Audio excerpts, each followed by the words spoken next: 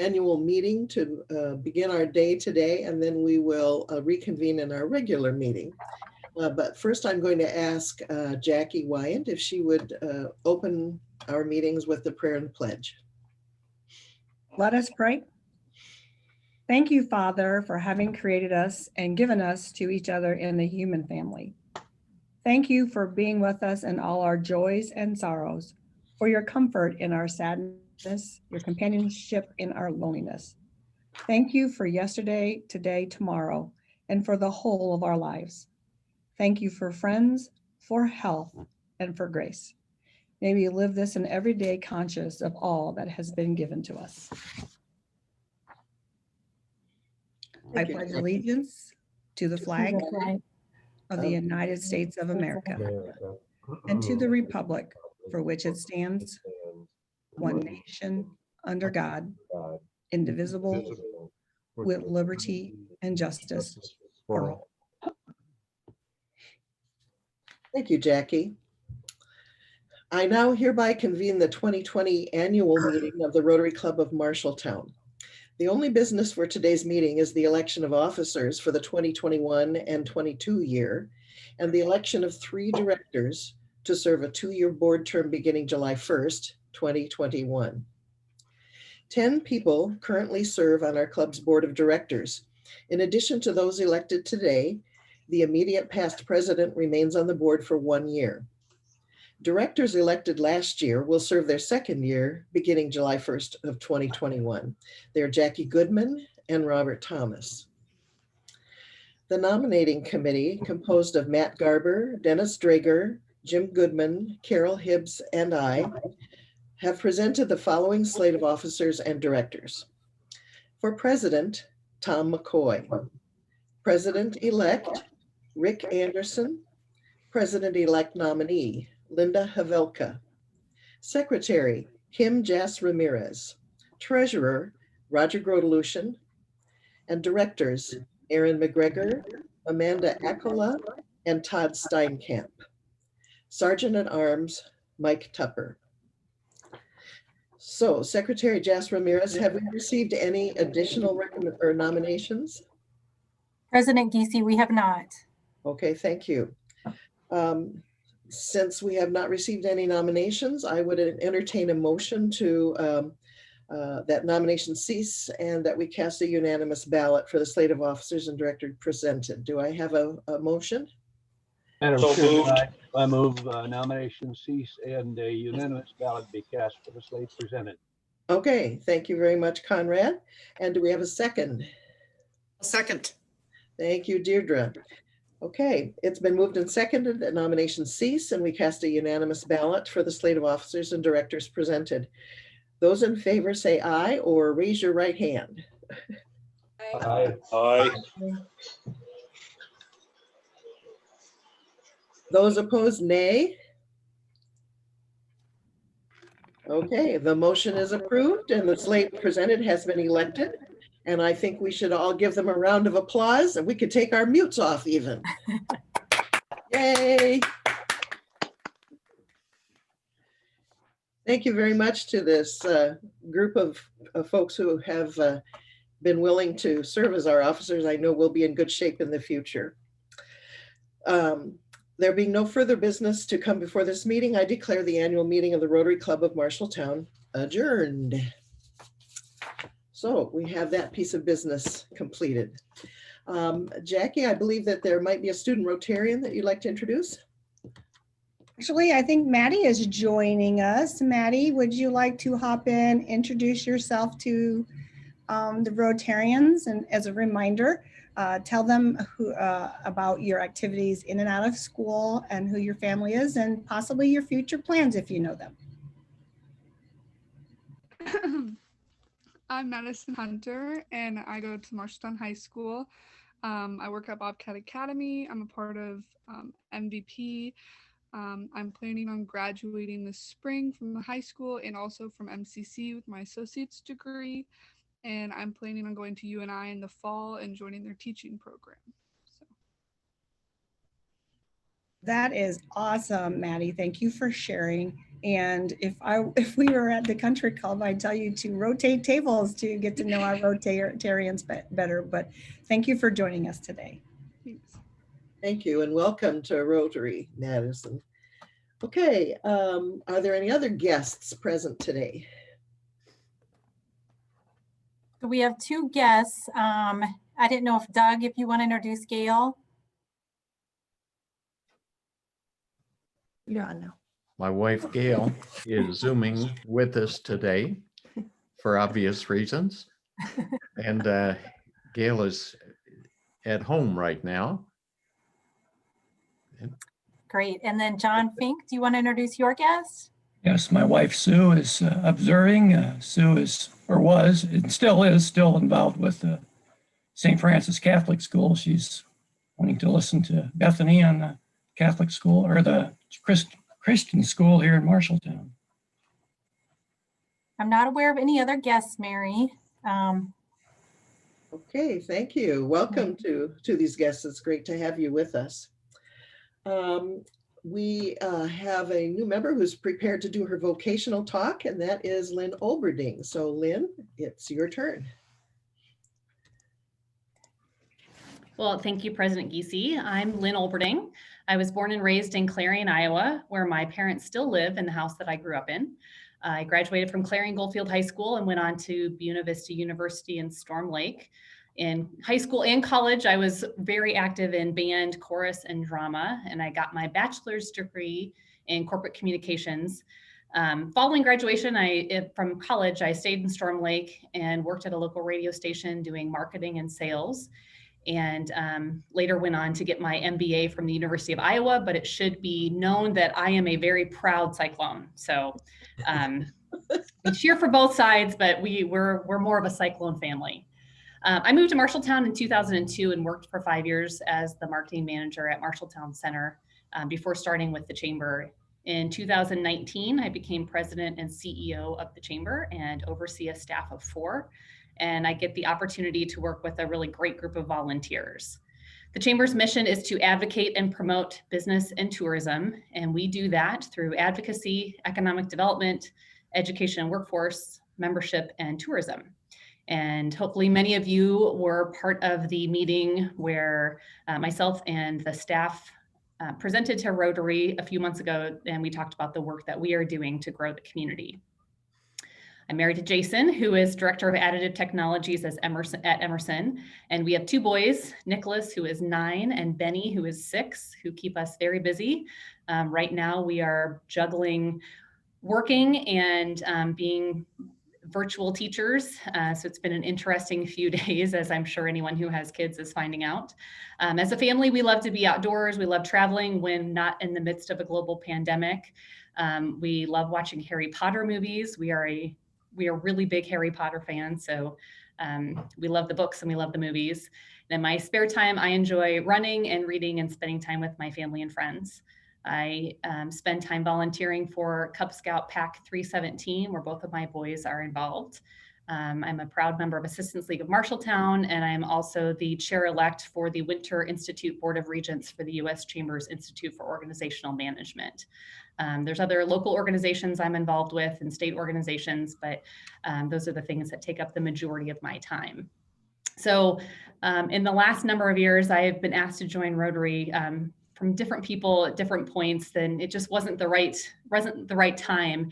And then a little over a year ago, Todd Steinkamp happened to catch me at the right place and the right time and invited me to join Rotary. So I appreciate the long history that this club has of giving back to our community, both individually and collectively. And I'm really excited to get my blue name badge. So I appreciate the opportunity to be a part of the Rotary Club of Marshalltown. And I learned at the fireside chat that it is not the Marshalltown Rotary Club. I don't know if Doug Gerbich is on, but I definitely took away that from his speech that night, that I'm very proud to be part of the Rotary Club of Marshalltown and appreciate the opportunity to share a little bit about myself today. Thank you. And we're very excited for you to get a blue name badge too. So thank you very much, Lynn. It's nice to have you. In the way of announcements, there are a few. First of all, I wanted to let you know that this morning I received an email from District 6000 indicating that our club had been selected to receive an additional $4,600 to be used for disaster relief following the derecho. You might remember that they gave us $2,500 earlier, so that brings the total to $7,100 that has been given to our club to benefit our community from District 6000. So I was happy to get that email, and your officers and I will be talking about the best way to use that money and to put it to good use. So if you have suggestions, let us know. You know that each week we try to let members know how many people attended the previous meeting, and last meeting we were not able to have a Zoom meeting, so we only met in person, and there were 17 people there, so we were glad everybody could be there who was. A reminder that in case you have not read your emails, the decision has been made that we need to be meeting virtually. Originally, it was from now until at least December, and based on the most recent announcements of the governor, I believe that we'll be meeting virtually at least through the end of this year. Because if indoor meetings are limited to 15 people, we had 17 last time, so I really hate to turn people away at the door. So I believe that you can plan on our meeting virtually now until maybe January, and we'll keep our fingers crossed about that. Also, since our holiday party has been canceled, just a reminder that in the email I sent you a list of potential community organizations to receive some of your contributions if you are so inclined to do that. Just a reminder to keep that in mind. And also, I was notified by Rotary that this is the month that they had encouraged people to give to Rotary International Foundation. So if your list wasn't long enough before, you can add that one as a possibility to your list. I believe that that concludes my announcements. Anyone have any other announcements? Okay, happy news.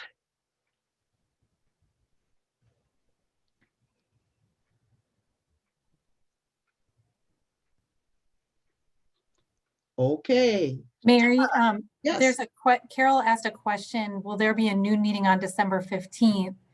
And I believe, I don't know, is there a plan yet that that'll be virtual, or are we yet to decide that I believe that that plan will be virtual, but at noon? yes, Or on the 15th.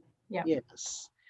And there's some conversation that we need to have about, generally we give awards at our holiday party. And so we'll be talking about how to handle that. So maybe at the December 15th meeting, we'll be doing that. Thanks for asking. Anything else? Okay, Todd, do you have some news for us? I do. Governor Kim Reynolds says Iowa's healthcare system being pushed to the brink, and she has issued a statewide mask mandate for many public places. The governor has ordered bars and restaurants to close at 10 p.m. and masks must be worn by staff and by customers when they're not sitting at a table. Face coverings are required indoors in public spaces and state buildings when someone cannot stay 6 feet away from others for at least 15 minutes. It does not apply to schools. The governor is also limiting the crowd size for weddings, funerals, and other gatherings to 15 people indoors and 30 people outdoors. Limits apply to family gatherings too. It has decided to continue with the event, but have backed off from some of the scheduled activities. The Christmas Craft Village, music and entertainment hanging out of the stroll. The Tree Festival will also be a display-only feature. Masks will also be requested for the strolling through Marshalltown. The Marshalltown Community School Board met for the first time on Monday since implementing full remote learning due to the increased rate of COVID-19 cases. During the regular meeting, Rex Kozak, the Director of Transportation, presented the Stop Finder Parent application to the board members. Now, the app will be used as a communication tool for parents whose students utilize district buses. Stop Finder will allow a parent to share route information with others, locate buses, and receive notifications from the school district. The chance of a student missing the bus will also be reduced. Parents can opt to receive alerts when the bus approaches to the stop. Senator Chuck Grassley has been exposed to COVID-19 and has taken a test to see if he's contracted the virus. In a written statement, Grassley said he is in quarantine as he waited for his test results. Grassley said he feels well and isn't experiencing any symptoms, but he added it's important we follow public health guidelines to keep each other healthy. Now, Grassley has not missed a vote in the U.S. Senate since 1993, when he traveled to Iowa while the Senate was in session to tour the record flooding in Iowa that year with President Clinton. So this will be the first time in 27 years that he's missed a scheduled vote. Central Iowa Metro League asking for a delay to the start of statewide high school winter sports, including basketball and wrestling. The league is asking the Iowa Girls High School Athletic Union and the Iowa High School Athletic Association to push back the start of winter sports until January 4th. I'd be remiss too if I did not say that Farmer Wave Week is back this year, and to celebrate, we've teamed up with Carson King, who spoke at our Rotary group. You can help raise funds for the Carson King Foundation by purchasing a limited edition 2020 Farmer Wave shirt that costs $19, and all the proceeds are going to go to the Carson King Foundation, which, if you remember, Carson made a $10,000 donation to the Marshalltown Community Foundation for derecho relief. So you can purchase those shirts at kicksweb.com or carsonkingfoundation.org. Finally, a lady was picking through, with Thanksgiving coming up, a lady was picking through the frozen turkeys at the grocery store for Thanksgiving Day, but she couldn't find one big enough for her family. She turned to the stock boy and said, "Do these turkeys get any bigger?" He replied, "No, ma'am, they're dead." And that's it. Thank you, Todd. All right, I believe that Doug is going to be introducing our program today. Doug, Thank you. Thank you, President Giese. In Rotary, our motto is service above self. And today's speaker epitomizes that motto. An MHS graduate and a former junior Rotarian, she headed to St. Olaf College for her BA and graduated with a Spanish major. Then on to the University of St. Thomas for her master's in business. And I don't believe you got a green jacket with that. No. No. All right. Everybody, bear with me here. While working in the Twin Cities, she stayed up there a while, and she wasn't just lolling around. She was working. She was active in her church. She ran 2 Twin Cities marathons, and she found her husband, Bruce Wirin. In 2005, Bethany and Bruce moved to Marshalltown, where he eventually took over my business, and they have remained active in their church and the community. As a matter of fact, Bethany, as you probably know, is serving her 4th 4-year term on the Marshalltown City Council. As if that isn't enough eggs on your plate, she gifted her mother and I with 2 grandchildren, Betsy and Ben, who are now 10 years of age. It is my great pleasure to introduce the head of the Marshalltown Christian School, Bethany Wirin, to discuss her dream job. Thanks, Dad. It's kind of weird to just turn a computer around and be on, but here I am. Thank you so much for having me today. I have a lot of nerves because I was a junior Rotarian and I've been to several Rotary meetings, and I have such great respect for your organization and for all of you. And so this is just a really big honor for me to address you today. I have a slideshow that I'll start with, and then there will be time for questions. I'm hoping I don't go over too long, talk too much, but I'll get that pulled up here.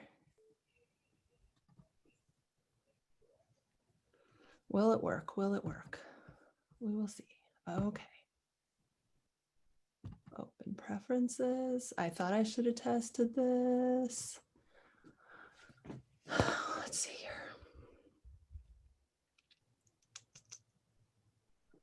I don't know. Maybe, oh, there we go. I think I get it. It will not be able to record the contents of my screen. I don't know. That's okay. Nope, that's not going to work. I don't want to leave the meeting. Let me start over. Okay, share screen. There, it sure looks like it's there. There, can you see it? Yep. All right, awesome. Okay. So, yep, I'm talking from Marshalltown Christian School here.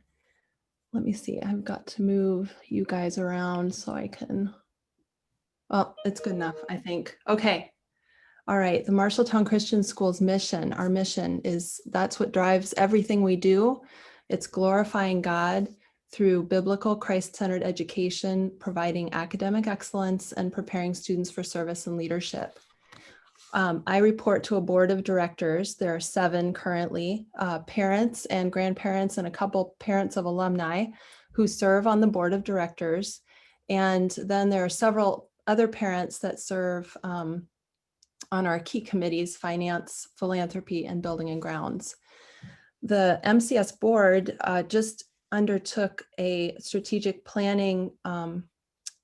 They undertook strategic planning just a little over a month ago, and last night approved their own mission of glorifying God through strategic stewardship, providing leadership with integrity and preparing MCS to fulfill its mission for generations to come. And their goal is, when it's board meeting time and when they're making any decision for the school, they are taking off their parent hat and they're putting on their grandparent hat when they walk in the board meeting. And they're thinking very long-term about our decisions here, the decisions they're making. So I'm really honored to work with them. Just a little bit about Marshalltown Christian School's history. In 2003, Dr. Joan Gerbeau, these are her words, she heeded God's call to start a Christian school in Marshalltown. She told me that her heart ached for those children who need the Lord. And at that point in her life, grandchildren started to arrive and it just all gelled together. She said the Lord just led the way. She pulled together professionals from a variety of fields and created the first board of directors.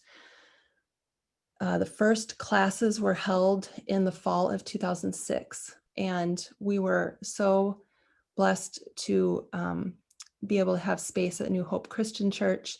And when New Hope underwent a remodeling, they moved the school to Grace Church, which was then E-Free. And then when Grace Church went under some remodeling, then they went back to New Hope until they could move into their own building. It started with preschool through 3rd grade, and then they added a class each year until they just took those 3rd graders on up through 8th grade. And the first 8th grade class graduated from MCS in 2012. Right about that time, they were given the opportunity to purchase land next door to Journey Church, now Journey Church. And that was land that Journey had owned for many, many years, had sold, had received back, and then was thankfully willing to sell to the school in 2012.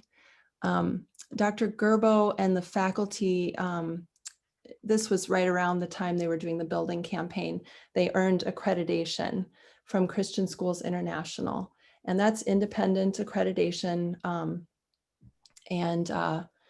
That was first earned in 2014, and then last fall, so a year ago, we were granted renewal of accreditation. And then in 2016, January, great time to move. Christmas break was their chance to move into our building, which is at 1408 South 7th Avenue. Really nice central location, not far from the high school. Today at Marshalltown Christian School, we serve 52 students in kindergarten through 8th grade. We have 5 full-time teachers and 2 part-time teachers, and 2 of us staff at the office, and then we have several dedicated volunteers This year, those volunteer numbers are down. You can imagine we're really tight. We don't really allow visitors. I was mentioning at the beginning of the call when not very many people were on that it's like a joy to have my dad here, because we're kind of in the same pod, for our family. He's the only visitor that I've had all school year because I can't have visitors right now. So Another personal record. yeah, another personal record. So we have about 15 churches represented at Marshalltown Christian School. That was one of the biggest reasons they wanted their own building for the school, was to separate from church. A lot of people thought that it was the New Hope Christian School or the Grace Christian School, and to have our own identity, Marshalltown Christian School was important to the board at the time, and still is. So current tuition for the year is $49.50, and 2/3 of our students this year qualify for and receive tuition assistance. And that is all given through the Heart of Iowa School Tuition Organization, which is an Iowa state tax credit program. This year, we'll be able to give out just over $40,000 in grants to qualifying students. That's a big help. I'll talk more about that in a minute. I have some pictures now, and I have another wordy slide coming up, but I'll try to give you pictures so my dad can see. So here's just some first and second grade students working on math together, the trading up game. And here, providing students for service, we partnered up, let's see, it was 2 springs ago, with Grandview Nursing Home, which is just up the street. And we have visited one other time to sing to them. I think we did some caroling or something last year. We would love to do more with them, but obviously it's just not the time. So that saddens us. We're looking for ways to partner virtually with them. Bottom left there, we 2 years in a row, we couldn't do it this year because of COVID either, but we packaged meals and delivered them to our local food box. So it's good for kids to see the meals, one being packaged, of course, and learn about the organization. It was through the outreach program, but then to actually deliver the meals to the people who are getting them. That's really important. We want to connect the dots for our kids. And then over on the side, we have a group of kids, not all of them MCS students, some homeschoolers. We partnered 2 falls ago to go to the old Capitol in Iowa City and Herbert Hoover's library with the 4-H, not 4-H, Marshall County Extension office. So that was a great trip. Good to learn about the state we live in. Another key piece of our mission is to prepare students for leadership. And we have, this fall, we had an alumna from last year, one of our grads, come back and gave the chapel service. We have chapel every Wednesday. And it was just, it's always gratifying to have grads come back and speak to the kids. We've had other graduates come back and do chapel. And then over on the right, you'll see an older student reading to some younger students. That was part of our Reading in the Park effort last summer. We've done that a couple summers in a row now to keep kids reading. And then in the bottom, I'm going to show you just a very brief video. These are kindergartners this fall reciting Romans 8:28. All things work together for good for those who love God and are according to His purpose. we encourage students to do to get up in front of all the other students, do the pledges every morning. The classes take turns, and then our older students get the chance to plan for the song that we do in the morning too, and read scripture and pray for the day ahead. Oops. Always a good way to start the day. Last December, we were able to put the finishing touches on our playground, and several of you gave to the playground, and we so appreciate it. The kids love it. Teachers say that it has cut down on about 95% of our recess problems. So we're very thankful for that. So this is just a view of last Christmas break, some students and grandparents and parents spreading out the rubber mulch. And then you can see some kids playing on the playground when it was still chilly out. And then of course the pandemic arrived and we couldn't be out playing on the playground. But I think next I have a picture of reading in the park. Over the summer, we, in order to keep kids reading, like I said, 2 years now, we've had them gather 2 or 3 times a week for reading. Let's see, last summer we were at Anson Park, and this year we were able to be at our own playground, and it worked out just beautifully. We had, I think our biggest number was 18 students came one day to reading in the park, and everybody just really wanted to see each other, and it was all outside, so it was safe, and just a really fun experience for the kids. Last week we had a virtual Veterans Day program, and I have a little clip of this, but the main, and this was a rehearsal, but it's on our Facebook page. If you go to Marshalltown Christian School and search for the Facebook page, it's about 13 minutes long. And a lot of people said it was really nice, so I'm happy about that. We just figured with all of everything that we went through this year so far, 2020, last summer we started planning it, thinking our country will need some love this Veterans Day. We'll have passed the election. We've, gone through all of, everything we've been through since March. And we just, so this is just a snippet of the younger kids' song.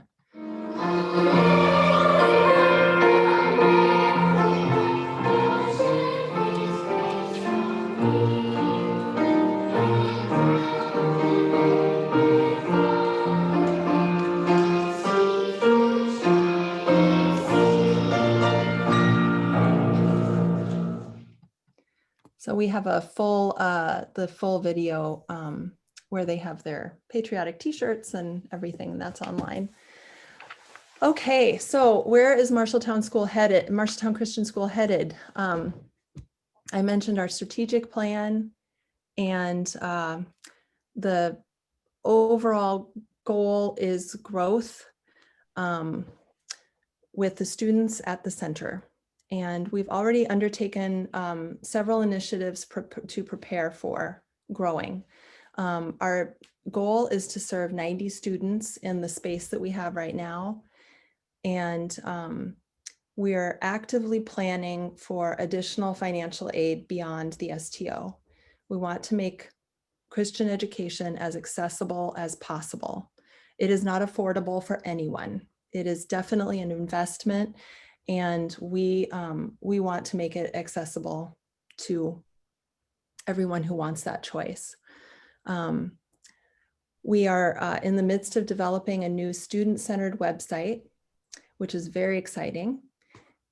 We are increasing the size of our key committees that I mentioned earlier. So getting more parents and volunteers on board it helps me immensely. So it's exciting. We named, I think, 5 new members of committees last night at the board meeting. So that was really encouraging to me. We have a student contest underway to name our mascot. And the kids are really excited about that. So we'll see what comes out of that. If we have a good idea and the board can adopt it, we'll see. So that'll be exciting to share sometime in the future. And we are on track to finish. This is one of the big deals around here. When we opened the building, we had a $700,000 loan on the building. It was never intended to happen. There were things that happened to cause that. But we are within 10 months of paying it off at this point. So we can actually see the light at the end of the tunnel, and we can see next year's budget already looking so much better for the kids, because we'll be able to offer funds for the student experience that we can't do right now. And we also have a strategic academic plan we're working through, and we'd like to start a retirement plan for our faculty with a match. I mentioned the school tuition organization, the tax credit program, and I just wanted to highlight how that works. So how it looks compared to a donation to a charitable organization like MCS. So this is money that goes straight into, well, it basically covers some of the tuition for those kids that qualify for it. And if somebody were to give $10,000 charitably, it would equal a tax savings of $3,300. If they gave $10,000 to the STO, they actually end up with, it's a 65% tax credit for the state of Iowa, your income tax credit. So you can go up to, not exceed, but go up to your entire state of Iowa tax liability. So at a $10,000 contribution to the Heart of Iowa School Tuition Organization would equate to almost $7,400 in tax savings. So I am happy to share this brochure with anybody who's interested in giving to this, or if you have, if you know people who are looking for tax credits this year. We are still fundraising because we still have about $12,000 unclaimed, and we'd like to be able to give all of that $40,000 to our students. So the only way to do that is to meet the goal. So there's more information also at heartofiowasto.org. Here are some other pictures of just special events, special people visiting. We love having missionaries visit us. That's the young man with the globe over on the right. We had Consumers Energy visit us. One of our teachers' mothers taught kids how to make soap in the bottom left there. So that was a really popular event. And just some various pictures of things going on in the school, and then staff. So thank you, Rotary Club of Marshalltown, for having me. I'm happy to take questions.